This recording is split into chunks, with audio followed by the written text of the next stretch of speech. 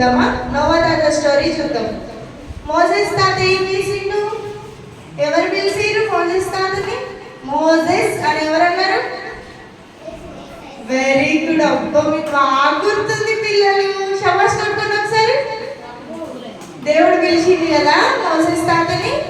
ఏమన్నాడు? నా పీపుల్కి చాలా ఇబ్బంది అవుతుంది, మీరు వెళ్ళి నా పీపుల్ని తీసుకొని రండి అని చెప్పిండు. అప్పుడు ఏం చేసిండు మోసెస్ తాత? ఆరిన నేల ఎర్ర సముద్రంని నీటి గోడలు చేసింది. మర్చిపోయిరుగా మీరు, అప్పుడే మర్చిపోద్దు. ఓకేనా? ఇప్పుడు మనం మోసెస్ తాత స్టోరీ చూద్దాం. ఇంకా యోనా తాతకి ఏమైంది?